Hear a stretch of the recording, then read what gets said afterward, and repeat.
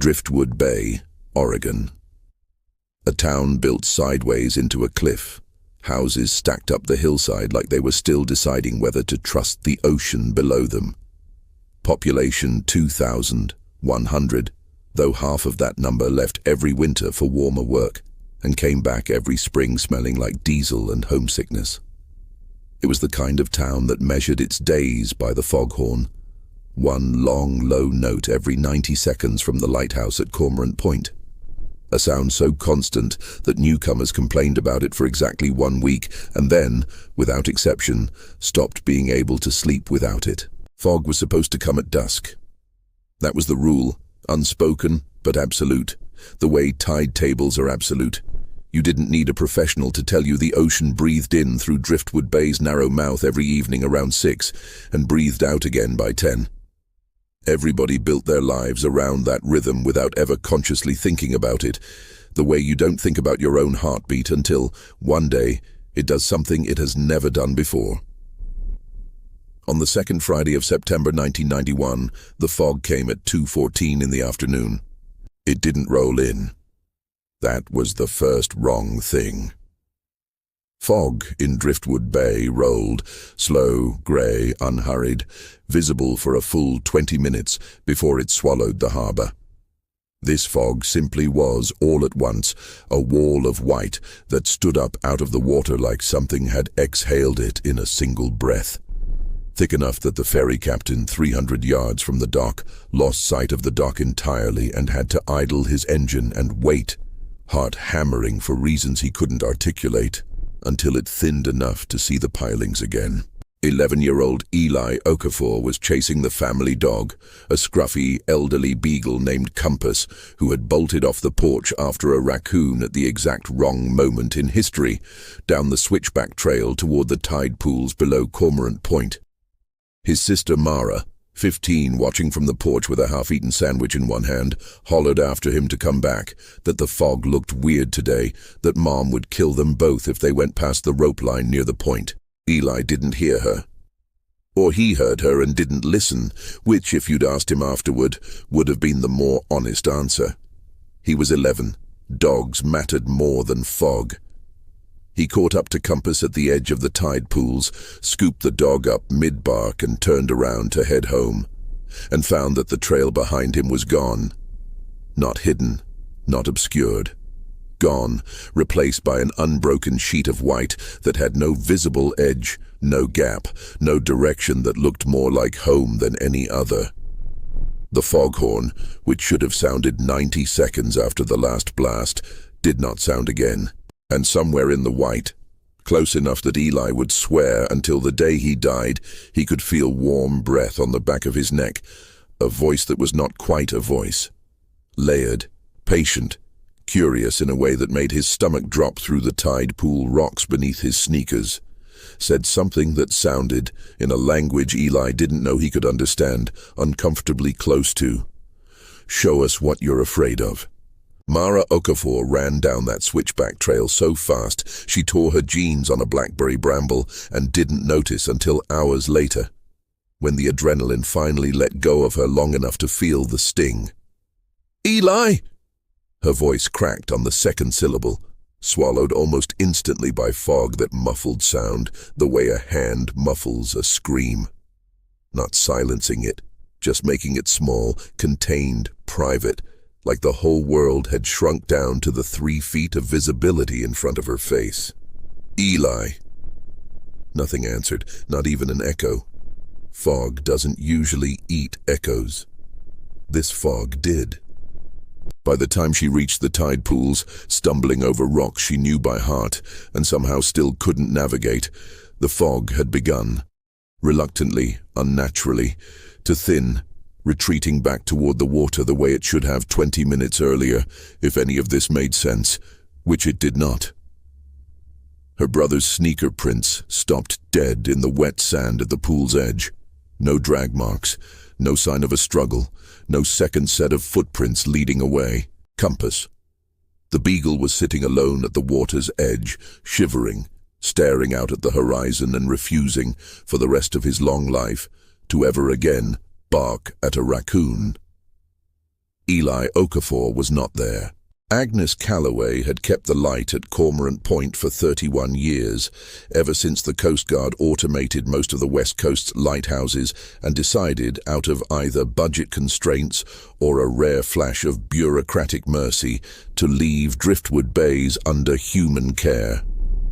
She was 71 years old, built like a fence post, and known around town for exactly two things: her extraordinary blackberry cobbler and her refusal to ever, under any circumstances, discuss what had happened to her own younger brother in the summer of 1938. She was the second person Mara found that night, after the sheriff's department had already logged Eli as a missing minor and organized a search that would by morning turn up nothing at all. Not a shoe, not a scrap of clothing, not one useful clue beyond a dog too traumatized to bark. Mara climbed the 143 steps of the lighthouse two at a time, lungs burning, and found Agnes already awake, already dressed, already standing at the lamp room window, watching the horizon, with the specific stillness of someone who has been waiting 31 years for a night exactly like this one. "It took your brother," Agnes said, before Mara could get a word out. Not a question. "How do you—" "Because it took mine." Agnes didn't turn from the window. 1938, same time of year. Fog came in wrong, too fast, too thick, middle of the afternoon instead of dusk. My brother Walt went chasing after our cat and the fog just— She made a small, sharp gesture with one weathered hand like a door closing. "Took him. Nobody believed me when I told them what I heard in it. Told them I was hysterical. Told them grief does strange things to a girl's hearing." She finally turned, and her eyes in the lamplight were wet and furious, and underneath both terrified in a way that had clearly never fully faded in 53 years. "I've kept this light running every single night since, in case it ever came back. I never thought it would. I hope to God it wouldn't. But I never once stopped watching because somebody has to, and nobody else in this town remembers there's anything to watch for." "What is it?" Mara asked. "What took him? What's in the fog?" Agnes was quiet for a long moment, and when she spoke again, her voice had gone soft, the way voices go soft around wounds that never properly healed. "I don't have a name for it. I just have what I heard that one night before the fog let me go and kept Walt instead. A voice. Lots of voices, really, all talking together, asking what I was afraid of, over and over, like it genuinely wanted to know, like the answer mattered to it more than anything else in the world." "Did you tell it?" "I was 12. I told it everything." Agnes's jaw tightened, and it built my fear right in front of me, out of the fog itself, like clay. The exact thing that scared me most, standing there, breathing. I ran. I got lucky. Walt didn't get the chance to run because he tried to fight it instead, tried to protect me, and the fog just— She stopped. Started again. "It's not evil the way a wolf is evil. Killing because it's hungry. I've had 53 years to think about what it actually is. And the closest I've ever come is this. It's a collector. It doesn't want to hurt you. It wants to understand you. And the fastest way it's found to do that is to reach into the worst, rawest, most private room in your head and drag whatever's living there out into the light, except there is no light where it takes you, just fog and the thing it built from your own fear, waiting to see what you do next." Mara's hands had gone very cold. "How do we get him back?" Agnes looked at her for a long moment. Assessing, Mara would realize later, not the odds of success, but the depth of Mara's willingness to try. And then crossed the lamp room to an old sea chest under the window, unlocked with a key she wore on a chain around her neck every day of her life, and drew out a leather logbook so old its cover had gone soft as cloth. 53 years of notes," Agnes said. "Everything I ever managed to learn about it, listening to that light hum on nights the fog came in wrong. I always hoped I'd never need to hand this to anybody. I'm sorry, sweetheart. I think tonight's the night I do." By morning, Mara had recruited the only 3 people in Driftwood Bay she trusted enough to believe her without demanding proof first. Proof she didn't have, beyond a logbook of an old woman's 50-year obsession and a dog that wouldn't stop shaking. Cole Vasquez was 16, the son of the town's last full-time commercial fisherman, and had been piloting boats competently since he was tall enough to reach the wheel. He had a scar above one eyebrow from a fishing hook and a habit of going very quiet and very calm exactly when situations got loud and chaotic. The opposite of most people, and exactly the temperament you want next to you in an emergency. Nessa Byrne was 14, ran a hand-stapled cryptid zine called the Driftwood Digest out of her bedroom, and had spent 3 years cataloguing every unexplained light, sound and shadow anyone in town had ever reported to her, convinced, correctly as it turned out, that Driftwood Bay was sitting on top of something the rest of the world didn't know about yet. She kept a CB radio bolted to her bike and a police scanner under her bed, and considered both essential survival equipment.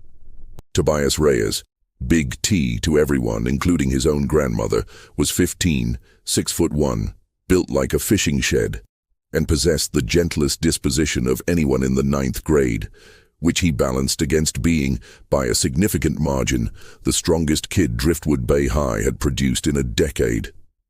They gathered in Nessa's bedroom that morning, Agnes's logbook spread open on the bed, and worked through 53 years of careful, cramped handwriting together. "She calls them the cartographers," Nessa said, tracing one finger down a page dense with sketches of fog patterns and tide charts. Not because she knows what they call themselves, because of what they seem to actually be doing.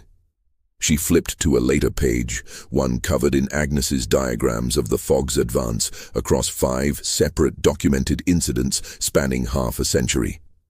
"Look, every time it's come, it's taken exactly one person, studied them, and then either released them or didn't, depending on what it learned. She thinks it's mapping us, fear as data. It comes from somewhere that doesn't have fear the way we do, or doesn't understand it, and it's trying to chart what it means, one captured person at a time." "That's insane," Cole said, though there was no real skepticism left in his voice.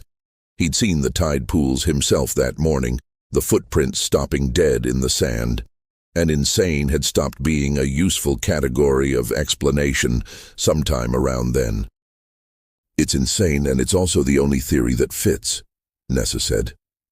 She pulled out 3 more pages from a manila folder she'd clearly been building for years without knowing quite why. Cross-referenced dates and tide charts, and even, in one case, a hand-copied page from a maritime insurance claim filed in 1907 for a fishing skiff that vanished off Cormorant Point in broad daylight under a fog bank. Nobody else on the water that day had seen a tool. "This isn't new.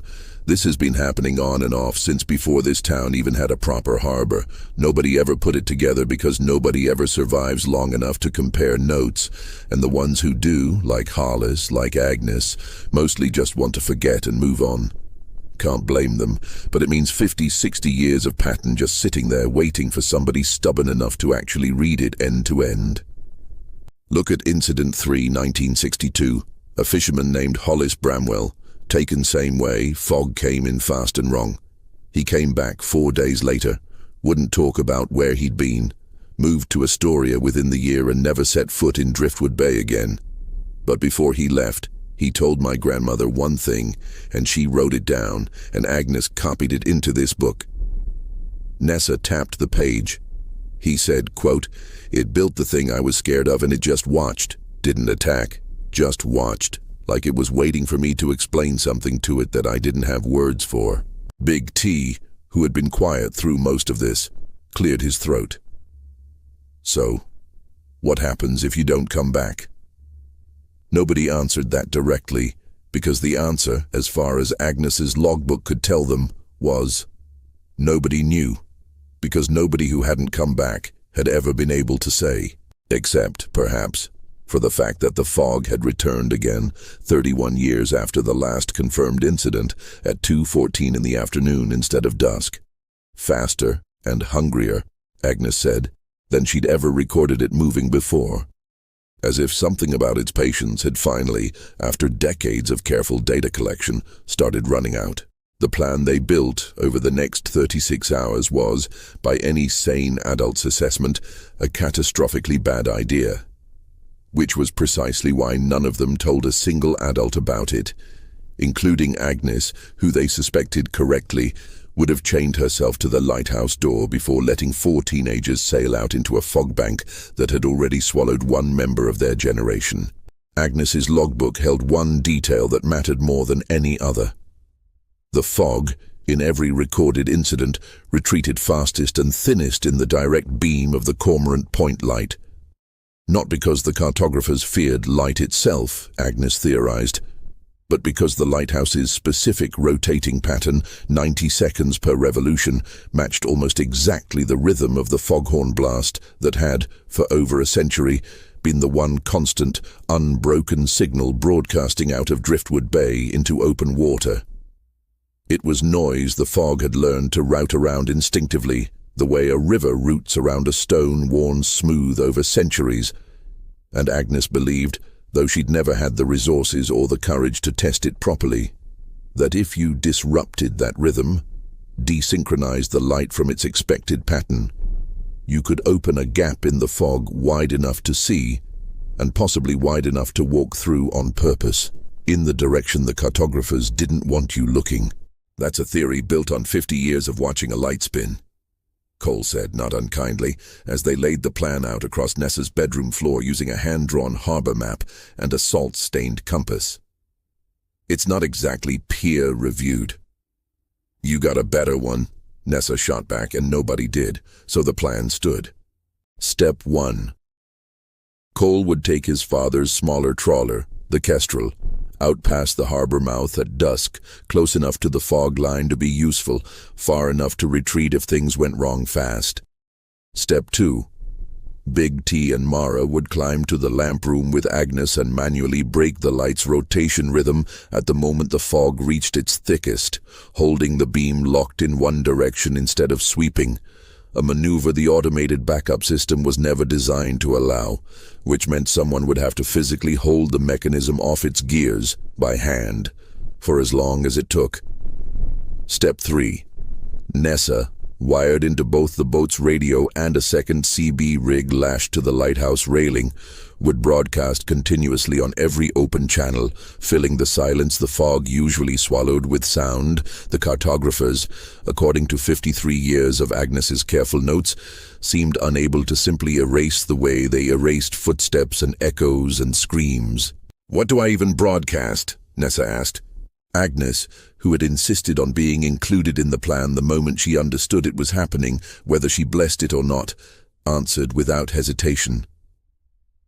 "Everything you've got in that zine of yours, every story, every legend, every stupid ghost tale this town has ever told around a campfire." She tapped the leather logbook. "It doesn't understand fear the way we do. Hollis Bramwell said it just watched him, waiting for an explanation it didn't have words for. I think that's the truest thing anybody's ever told me about it in 53 years. It can take our fear. It's never once figured out what to do with what we make out of it afterward." They went out at dusk on the second night, exactly 48 hours after Eli Okafor vanished. The Kestrel's engine, a low, steady growl against a sea gone the color of gunmetal. Cole kept them 100 yards off the fog line, close enough to feel the temperature drop against his face like a held breath, far enough that the wheelhouse light still cut a visible cone through the dark. The crossing out of the harbor had not been easy. A front had moved in off the water that afternoon, kicking up a chop that had the Kestrel rolling hard enough that Nessa spent the first 10 minutes with one arm locked through the rail, radio equipment lashed to her chest with a bungee cord and a prayer, insisting through gritted teeth that she was fine every time Cole glanced back to check on her. Rain came sideways for a stretch, hard enough to sting, and twice Cole had to throttle back and let a swell pass under the hull rather than risk taking it broadside. It was, by any measure, exactly the kind of night no sane fisherman took a boat out in on purpose.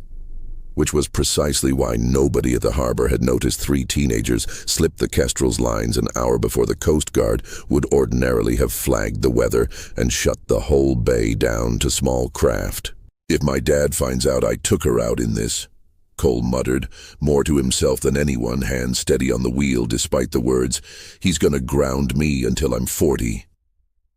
"If your dad finds out why you took her out in this," Nessa shot back, bracing against another swell, "he's gonna want to come next time." Cole didn't answer that, but something in his jaw eased, just slightly, and he held the Kestrel steady on her course. Up at Cormorant Point, Mara and Big T climbed the 143 steps together, Agnes a half-flight behind them, moving slower than either of them liked, but refusing every offer of help with the flat, immovable stubbornness of a woman who had waited 53 years for exactly this chance and intended to be present for every second of it. At 8:46 p.m., the fog came in wrong again. Fast, thick, silent, rolling up the cliffside toward the lighthouse itself this time, as if it had learned something in 2 days that made it bolder than it had been in half a century. "Now!" Agnes shouted, and Big T threw his whole considerable weight against the lamp mechanism's drive gear, muscles standing out along his forearms, holding the massive lens locked in a single fixed bearing out toward open water instead of its usual patient sweep. The gears screamed metal on metal, a sound that felt in that moment like the whole tower's spine grinding against itself. Down on the Kestrel's deck, Nessa keyed her CB mic and began to talk. Fast, unpolished, half-panicked, reading straight from 3 years of hand-stapled zine pages by flashlight, every ghost story and cryptid sighting and half-remembered campfire legend Driftwood Bay had ever produced, broadcast out across every open channel into a fog bank that had, until that moment, swallowed sound the way it swallowed footprints. The fog did not like it. That much was immediately, viscerally obvious. The wall of white in front of the Kestrel rippled, visibly, the way a curtain ripples when something on the other side brushes against it, and for the first time in 2 days of fear and helplessness, all three of them felt something that wasn't dread. They felt the thing pause. The lighthouse beam, locked off its rotation, held steady on one bearing, and in that fixed, unwavering cone of light, a seam opened in the fog itself, not a tear so much as a held breath finally letting go, and through it, for one impossible gut-dropping second, Mara saw her brother. He was sitting on wet sand that shouldn't exist 100 yards off the Oregon coast, in a grey, formless room built from fog and moonlight and, unmistakably, dread. And across from him, taking shape out of the mist the way a photograph resolves in a dark room tray, stood something built entirely out of Eli Okafor's own 11-year-old nightmares. The thing was not, strictly speaking, a monster. That was the detail that would stay with Mara longest, long after that night became a memory she only ever discussed with 3 other people for the rest of her life. It didn't have a fixed shape so much as a suggestion of one, tall and thin and wrong in the specific way the space under a child's bed feels wrong, limbs a fraction too long, face a fraction too smooth, built from every half-glimpsed shadow that had ever made an 11-year-old boy pull his blanket up an inch higher at night. The room around it kept shifting in small, disorienting ways. The wet sand under Eli's palms would, for a heartbeat, feel like the cold linoleum of his own kitchen floor, then shift back to sand, then flicker towards something that looked almost like the inside of a school hallway lit by flickering fluorescent tubes. It was as if the space wasn't a place at all, but a kind of holding pattern, built moment to moment out of whatever fragment of memory sat closest to the surface of a frightened mind, unstable, half-formed, more suggestion than structure.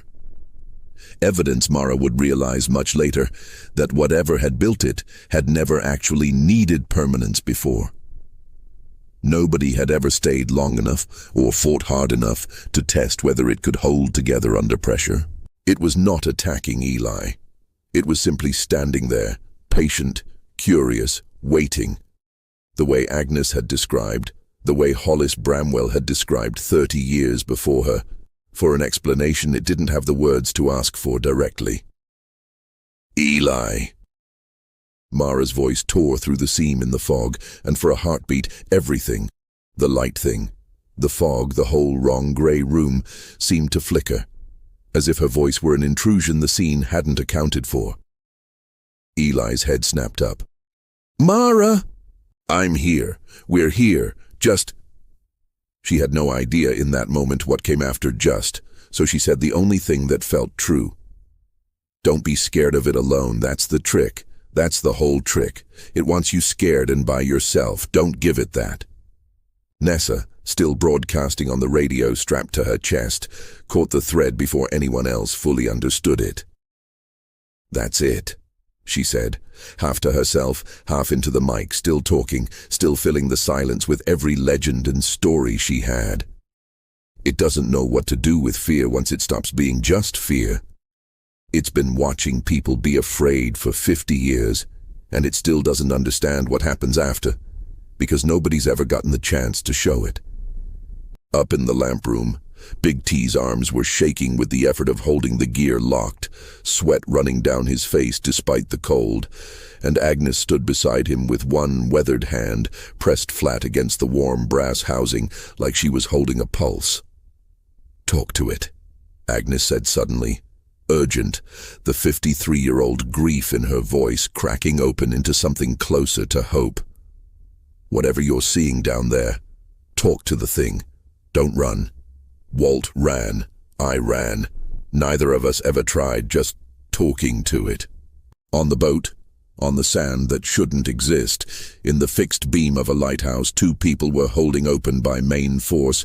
Eli Okafor, 11 years old, terrified and utterly, stubbornly, out of patience with being scared alone, looked up at the tall, wrong, fog-built shape standing over him and did something that made no logical sense and turned out to be exactly the right thing to do.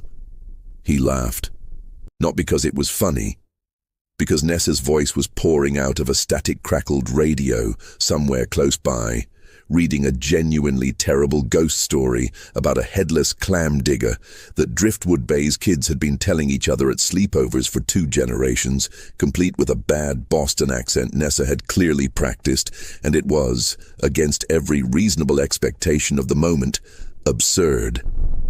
And Eli's fear and his sister's voice and a truly awful campfire story all collided at once inside one scared 11-year-old, and what came out was a short, hiccuping, entirely genuine laugh.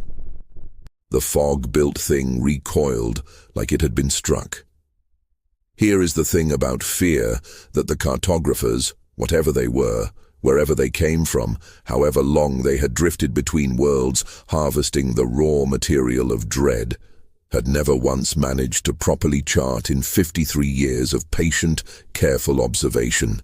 Fear is not a fixed quantity. It is not a rock you can pick up and weigh and file away in a collection.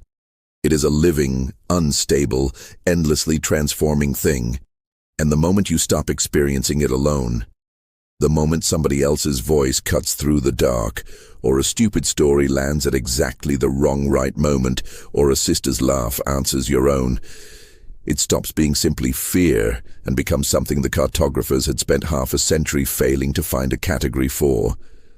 It becomes a story. It becomes a joke you tell your friends the next day. It becomes, eventually, the kind of thing that gets typed up on a mimeograph machine and stapled into a 14-year-old's cryptid zine and passed hand to hand at sleepovers for 30 more years, scarier in the telling than it ever was in the actual dark.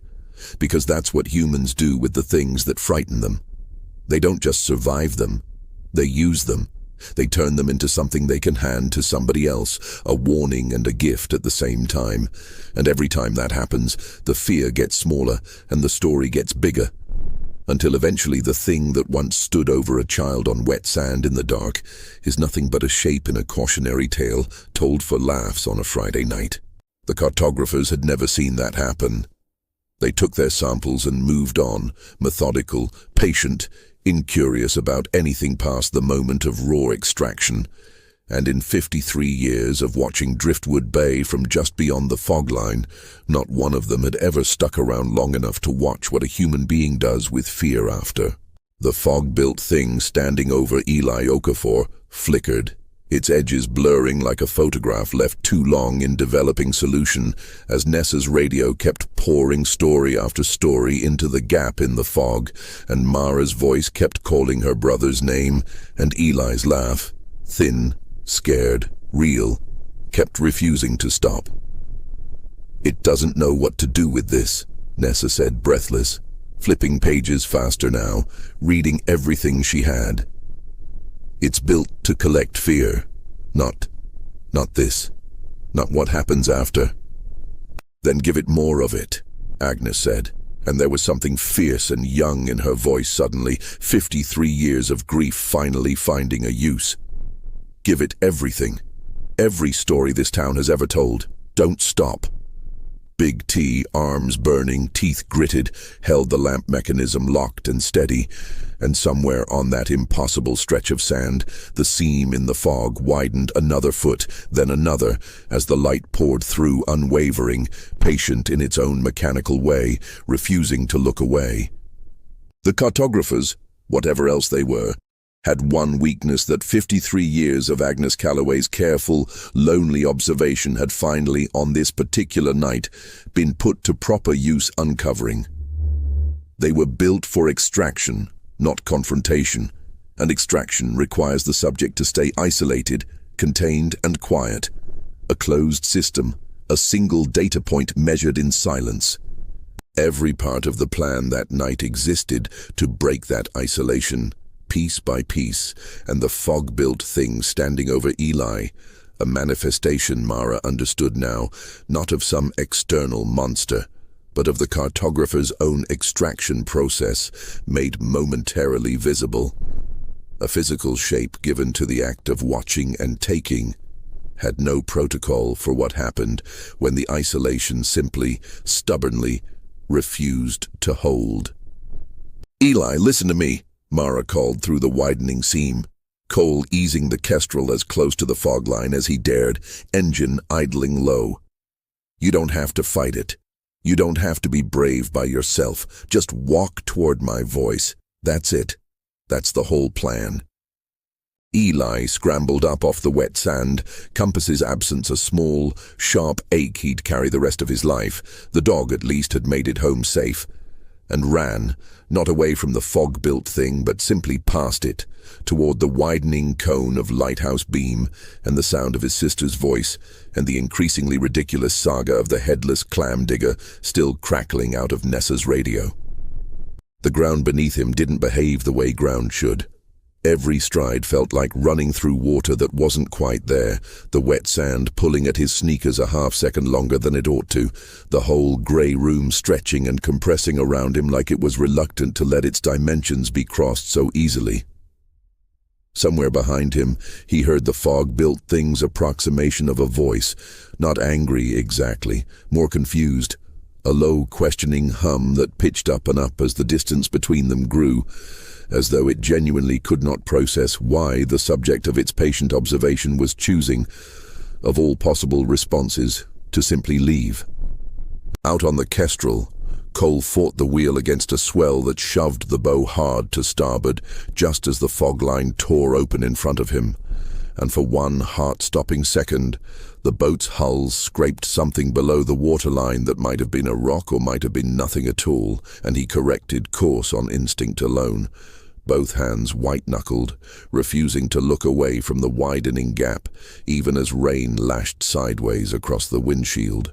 The fog-built thing reached for him once, a long, thin arm unspooling out of mist and moonlight. And then, Agnes's voice, broadcasting now too, patched in on Nessa's second channel, cut across the gap in a tone Mara had never heard the old woman use before, something between a command and a prayer 53 years overdue. "You don't get to keep this one," Agnes said, into a CB microphone, aimed at a fog bank that had taken her brother in 1938, and never once given her the chance to say this. "You don't get to keep any of them. Not tonight, not ever again."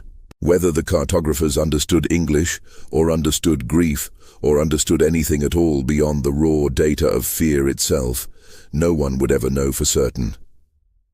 But the fog-built thing shuddered, its edges dissolving faster now, unraveling like wet paper, and the seam in the white wall tore open fully, wide enough, finally, for Cole to bring the kestrel nosing directly into it, wide enough for Eli Okafor to stumble out of a grey, wrong room and directly into his sister's arms on the deck of a fishing boat that, 48 hours earlier, had never expected to sail into anything stranger than a bad squall. The fog did not simply retreat, it collapsed, all at once, the way a held breath finally releases, rolling back off the water in a matter of seconds instead of the usual patient 20 minutes, as if whatever had been holding it in that unnatural, deliberate shape had simply suddenly let go. Up in the lamp room, Big T's arms gave out the instant the gear resistance vanished, and the great lens resumed its ordinary, patient rotation, sweeping its familiar 90-second arc out over open water like nothing unusual had happened at all. He sat down hard on the lamp room floor, shaking, and Agnes knelt beside him, one hand on his shoulder, both of them staring out at a horizon that had, for the first time in 53 years, given something back instead of taking it. Eli Okafor came home smelling like salt and fog, and fear sweat, wrapped in a wool blanket from the kestrel's cabin, and did not speak a single word until his mother had hugged him so tightly he had to ask her, laughing and crying at once, to please let him breathe.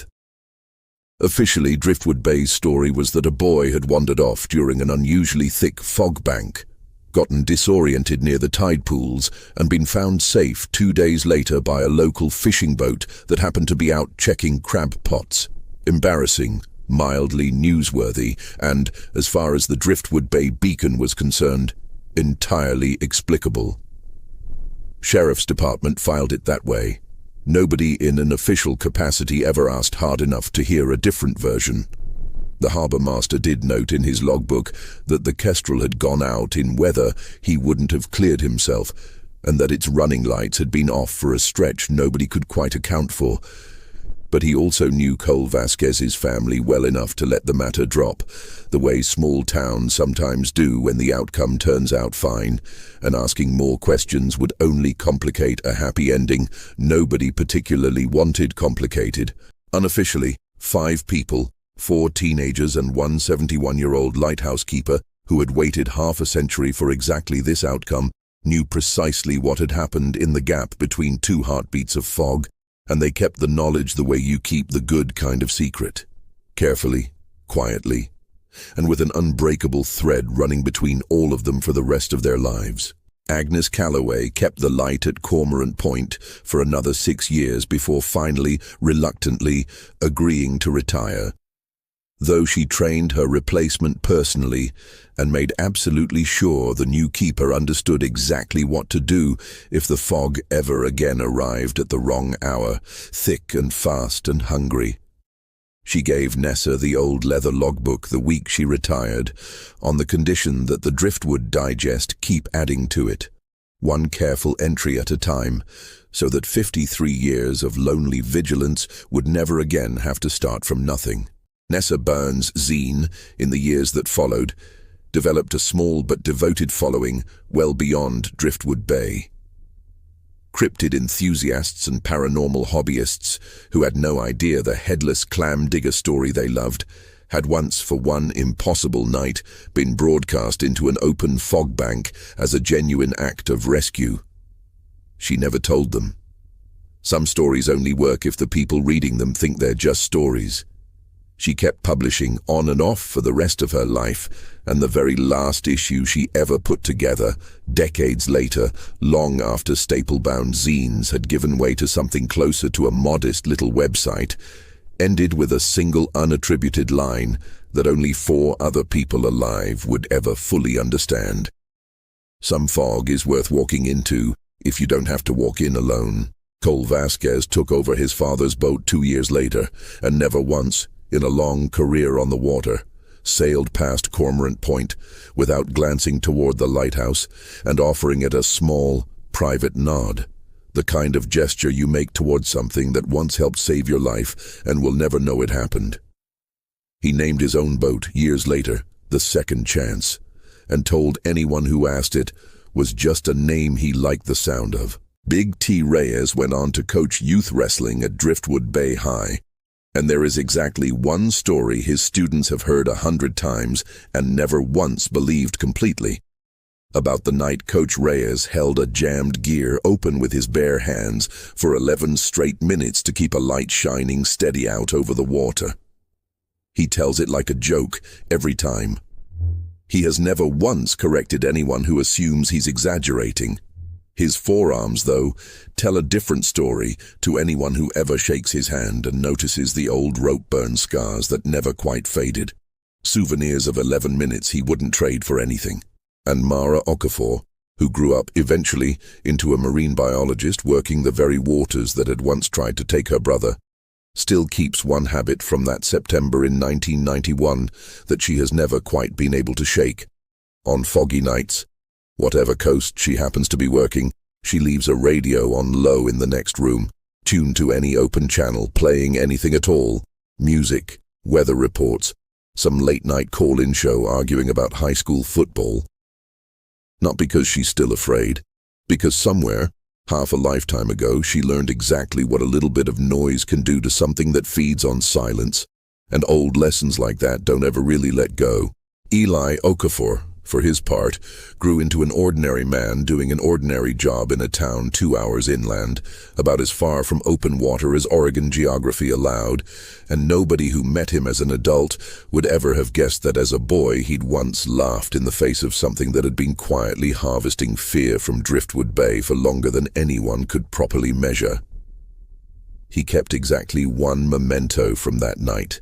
Compass's old collar, worn smooth, tucked in a drawer he opened maybe twice a year. And he told the story to his own children only once each on the night they turned 11, in the specific tone of a man handing down not a warning so much as a piece of proof. That fear, however large it looks standing over you in the dark, has never yet been a match for somebody who refuses to face it alone. Every September, on the anniversary, the 5 of them still find a way to gather. At the lighthouse when they can manage it. At Agnes's kitchen table in her later years, and eventually, after she passed peacefully in her sleep at 84, with the leather logbook already safely handed down, at whichever harbor happened to have all of them in town at once. They don't need to explain the tradition to outsiders. They've never needed to explain much of anything to each other either. Some things you only have to survive together once for the thread to hold for good. Here is the thing the cartographers never learned in all their patient, careful decades of watching Driftwood Bay from just beyond the fog line, extracting fear one isolated data point at a time. You can take a person's fear. You can even, for a little while, take the person. But you cannot take what they do with it afterward, the stories they build out of the wreckage, the jokes they tell to make the dark smaller, the voices they raise together until silence simply isn't an option anymore. That transformation was never something the cartographers were built to chart, because charting it would have meant staying long enough to watch it happen.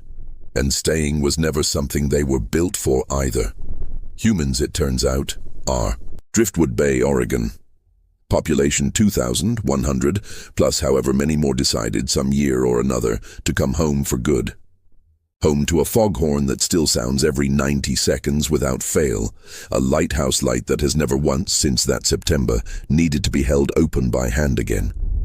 And 5 people who never told the whole story because some fog, once you've walked through it and come out the other side, you carry the memory of forever without ever needing more than a look between you to say so.